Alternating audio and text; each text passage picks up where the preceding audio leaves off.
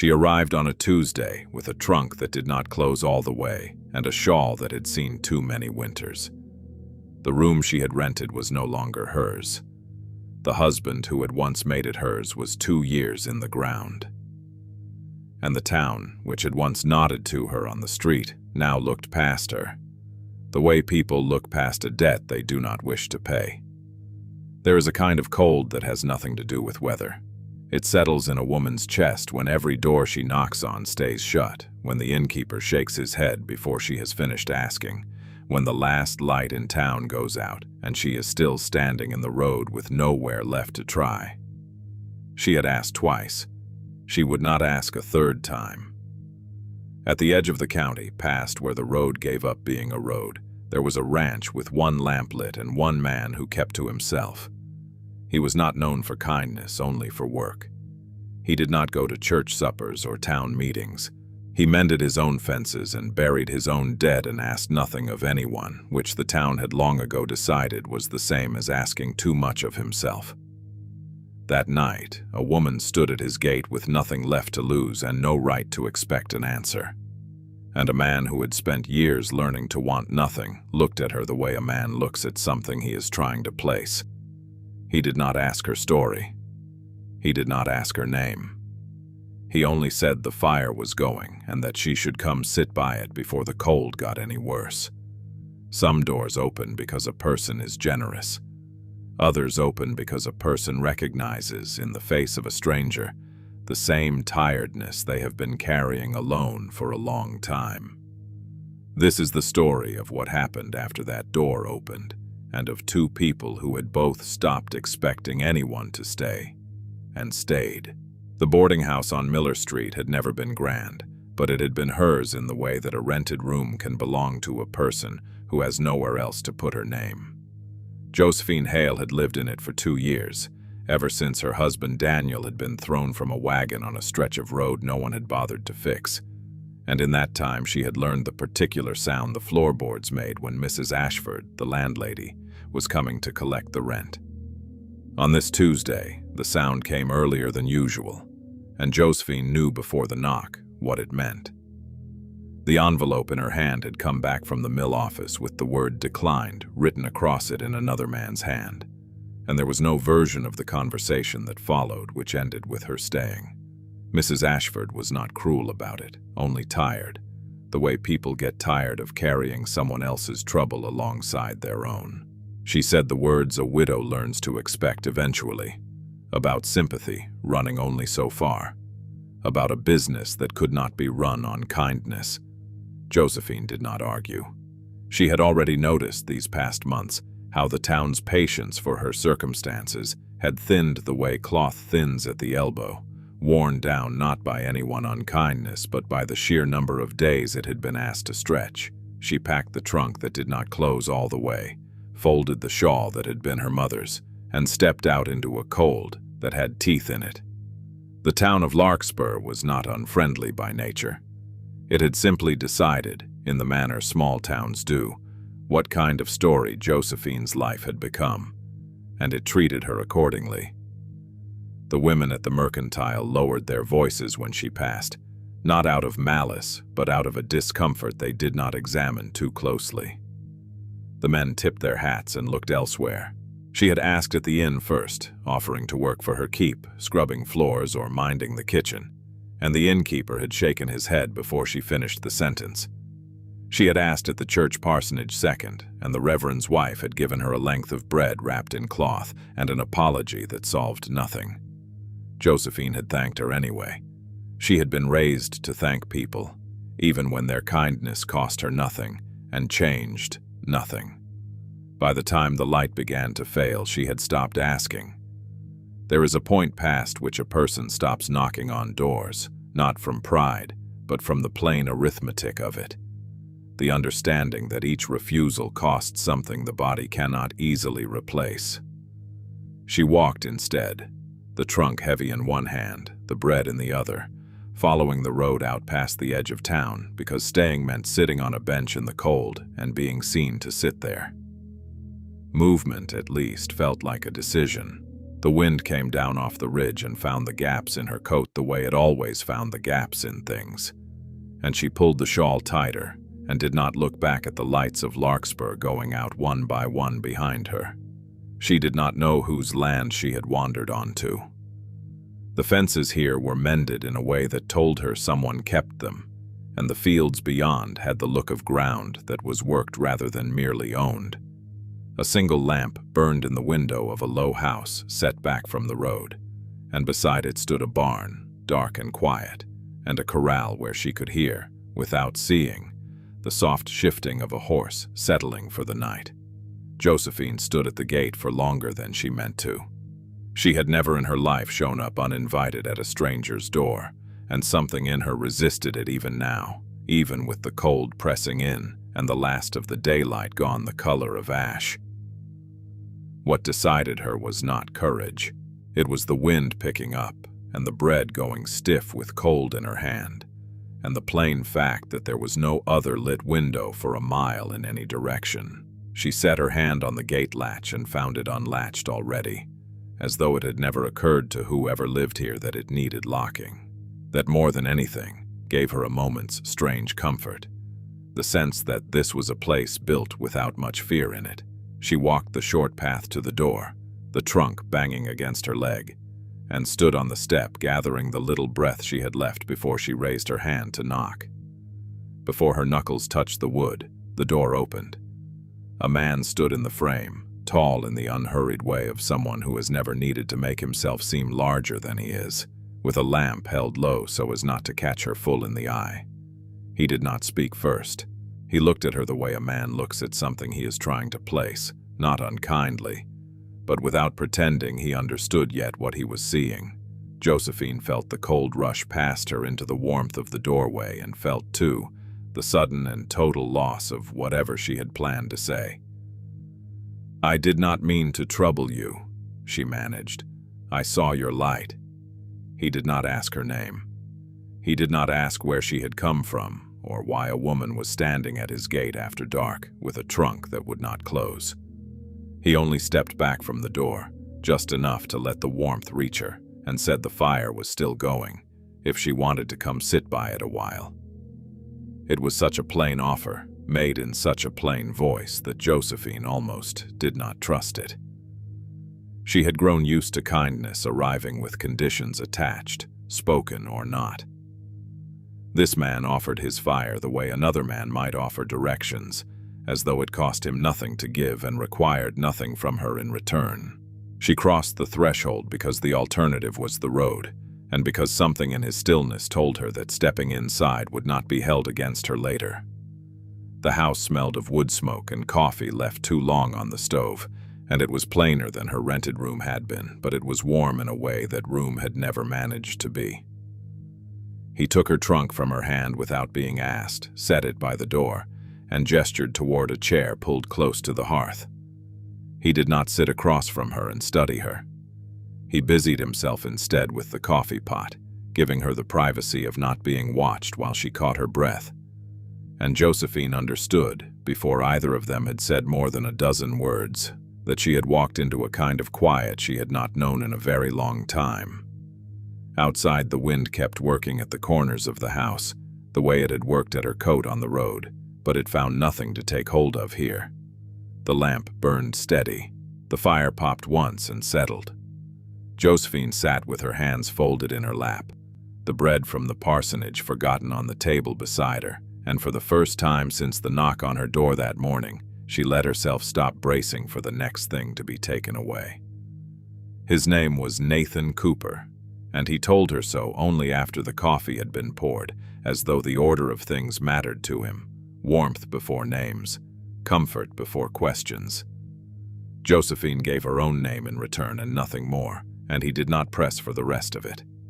He set the cup in her hands and returned to the hearth to add another length of wood, moving about the small room with the economy of a man who had long ago learned to do everything twice as efficiently because there was no one else to do it with him. She watched him without meaning to study him, and what she saw was a man built for work rather than for show, his hands marked with the kind of scars that come from fence wire and hot metal rather than from any trouble he had gone looking for. He did not ask her story that first night, and she did not offer it. And the silence between them was not the strained kind she had grown used to in town, where quiet meant judgment waiting to be spoken. This was a different silence, the kind that asked nothing of her, and she found herself grateful for it in a way that surprised her. When she finally did explain, in halting pieces, that she had been asked to leave her room that morning and had nowhere fixed to go, he only nodded once, as though she had told him the weather was turning, and said that the spare room had a bed in it and a door that shut, and that she was welcome to both for as long as she needed them. He did not say it as a kindness he expected thanks for. He said it the way a man states a fact about his own house. She woke the next morning to the sound of an axe against wood and the smell of something cooking that she had not put on the stove herself. Nathan was already outside when she came into the kitchen, and she found a place had been set for her at the table without ceremony. A plate and a cup and a spoon laid out, as though this were the natural order of a household, rather than something arranged around a stranger. She ate alone that first breakfast, watching him through the window as he split wood in the yard with the steady, unhurried rhythm of a man who had done the same motion 10,000 times and expected to do it 10,000 more. When he came in, he said good morning and little else, and Josephine understood that this, too, was simply how he was. Not a coldness, but an economy. The same economy that governed his hands.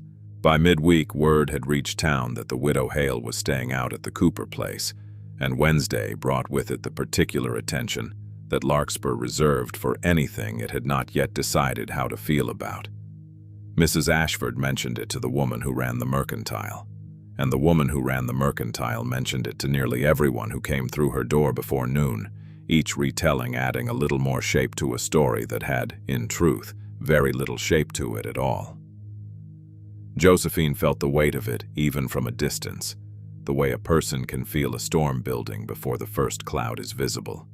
And she said as much to Nathan one evening, half expecting him to suggest she find somewhere else to stay, before the talk grew worse.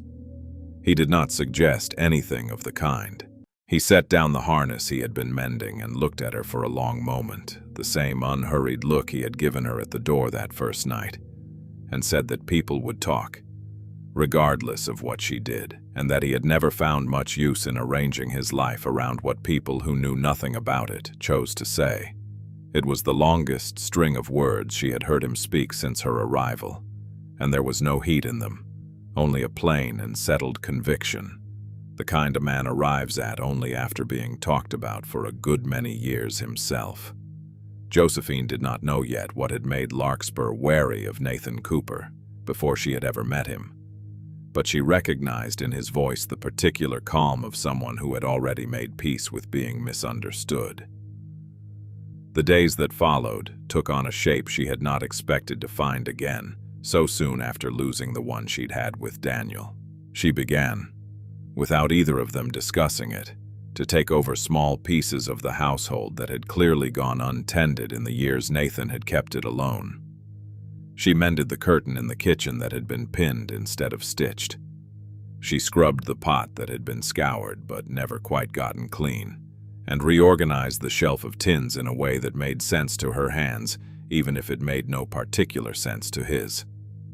He noticed these things without commenting on most of them, though she caught him once running a thumb along the newly mended curtain hem with an expression she could not quite name, something between surprise and a feeling he did not seem to have a ready word for. In turn, she began to notice the shape of his days, the way he rose before the light to see to the horse, the way he ate standing at the counter more often than he sat, as though sitting down to a meal alone had never seemed worth the trouble. On Thursday, she cooked a supper larger than the two of them needed, using flour and molasses she had found in the pantry and had not asked permission to use, and set it on the table with a formality the house had plainly not seen in some time. Nathan sat down across from her without being asked twice and ate slowly, and said, after a long quiet, that it was good, in a voice that suggested the word cost him something to say and meant more for the cost of it. They did not speak of what any of this meant because there was as yet nothing to name. Josephine told herself she was a guest earning her keep, and nothing more, and Nathan gave no indication that he expected her to be anything else. But there were moments, small and easy to miss, when the arrangement felt less like charity extended, and more like two lives quietly finding a shape that suited them both.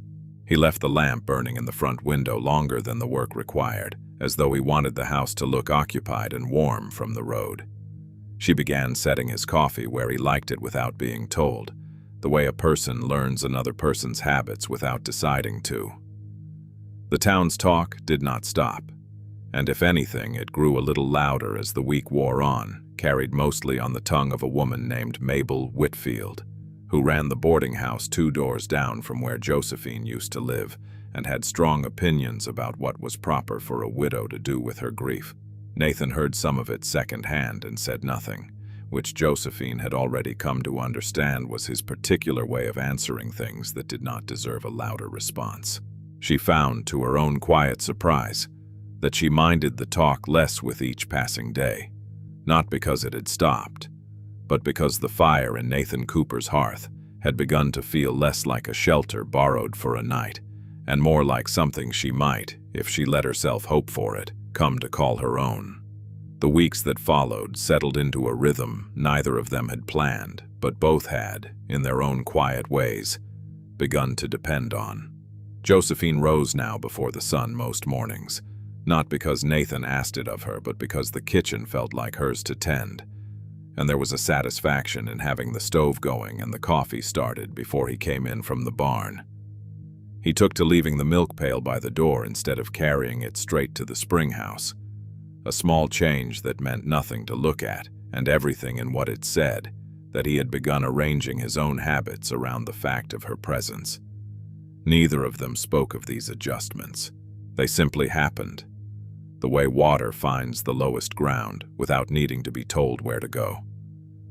The mending fell to her almost entirely within the first month, and she found herself repairing things that had clearly been broken far longer than her time in the house. A hinge wrapped in wire rather than fixed. A shirt with a tear sewn crooked by hands that had done their best without much practice. She did not ask him why he had let so much go untended for so long, though she suspected the answer had less to do with time than with the plain fact that a man alone rarely notices what wants mending until someone else walks through the door and sees it fresh. In turn, Nathan repaired the step outside her room that had wobbled since her first night, and fixed the window latch in the kitchen that had never quite caught, small corrections made without announcement, the sort of gestures that asked to be noticed only by those who were paying close attention. On a Tuesday, 3 weeks into her stay, Josephine walked into town for flour and thread, and found the errand harder than the walking itself. Mabel Whitfield was standing outside the mercantile with 2 other women, and the conversation stopped the way conversations do when they have just been about the person.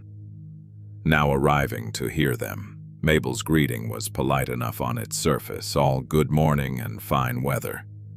But there was a question underneath it that did not need to be spoken aloud, one that concerned exactly how a widow came to be living unmarried under a bachelor's roof, and what that arrangement was doing to the good name of a town that liked to think well of itself. Josephine answered plainly that she was earning her keep and grateful for the shelter, and left it at that, though she felt the eyes on her back the whole walk home. She told Nathan about it that evening, not because she wanted him to do anything, but because carrying it alone had begun to feel heavier than she expected. He listened without interrupting, working a piece of leather in his hands the whole while, and when she finished he was quiet for long enough that she thought he might not answer at all. "Some things are too large for naming," he said finally, "and people fill that silence with whatever story is easiest to tell." It was not an answer that solved anything, but it settled something in her anyway, the sense that he had heard the weight of it and chosen not to make it smaller than it was. The following Sunday, a boy from a neighboring farm named Harvey came by with a message for Nathan about a fence line dispute, and stayed longer than the errand required, drawn in by the smell of the bread Josephine had baking. She fed him a slice with molasses without being asked to, and watched something in Nathan's face shift as he observed the boy eating at his table, unhurried and unafraid, the way children are only unafraid in houses where they have already decided they are welcome. It was a small thing, a boy and a slice of bread, but it planted in her a feeling she had not let herself examine too closely, the shape of what a house full of noise and small feet might someday look like, if she allowed herself to want it. The gossip did not fade so much as it changed shape, moving from open speculation to a quieter, more permanent sort of watching, the kind a town does when it has decided to wait and see, rather than to judge outright. Mabel remained the loudest voice against the arrangement, telling anyone who would listen that a woman ought to know her own reputation was not hers alone to spend. But even Mabel's certainty had begun to soften at the edges, worn down by the plain fact that nothing scandalous seemed to be happening out at the Cooper place. Only a widow with clean floors and a man who came to church. On the rare Sundays he came at all, looking less burdened than he had in years.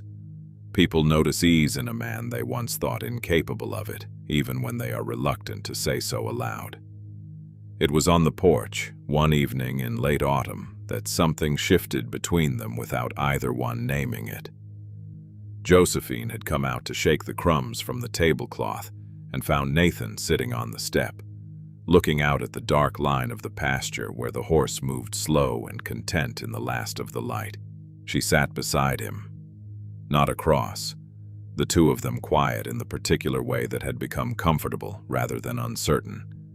And after a while his hand came to rest on the railing beside hers, not over it, but close enough that the warmth of it reached her skin. Neither of them moved away. Neither of them said anything about it at all. The silence that followed was not empty. It held, in the space of a few inches of railing, everything that had not yet been spoken between them. The fact that she had come to his door a stranger with nothing, and had, without either of them deciding it outright, become someone whose absence he would now notice keenly. She thought of Daniel then, briefly, and without the sharp grief that thought had once carried, and found that the memory sat alongside this new, quiet feeling, rather than fighting it for space.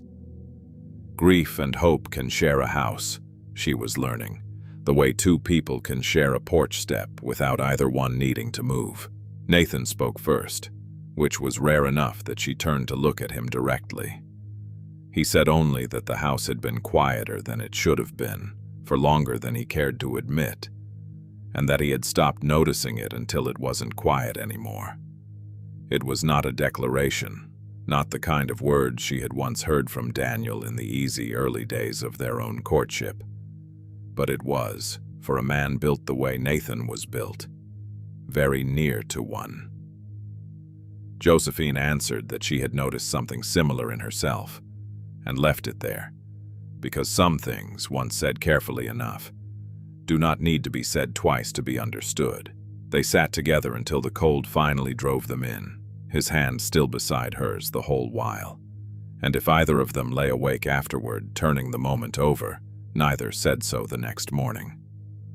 The work went on as it always had, the fences mended, the bread baked, the horse fed at first light. But something in the house had settled differently, the way a room feels different once a piece of furniture has finally found its proper place. And both of them, in their separate, quiet ways, had begun to understand that whatever this was becoming, it was not something either one intended to walk away from. The matter came to a head on a Thursday in the way small disputes in small towns often do, arriving not through any single dramatic event, but through the slow accumulation of talk, finally reaching a point where someone felt entitled to act on it. Mabel Whitfield had gone so far as to raise the question before the church committee, suggesting that the arrangement out at the Cooper place reflected poorly on the town's standards and ought to be addressed by someone with the standing to address it. Word of the meeting reached Nathan by way of the same boy, Harvey, who had once eaten bread at their table, and who delivered the news with the particular discomfort of a child forced to carry an adult's unpleasantness. Josephine felt the old fear rise in her, the fear of being spoken about in rooms she was not permitted to enter. But she noticed, too, that it did not swallow her the way it once might have. Nathan said little when he heard, only that he intended to go into town the next morning, and that she should come with him if she wished, though he would not ask it of her. She chose to go, not out of any need to defend herself before people who had already decided what they thought, but because she had grown tired of being discussed rather than heard, and some part of her wanted to stand in the room where her name was being used. They rode in together in the cold, early light, and if either of them felt the weight of what was coming, neither said so.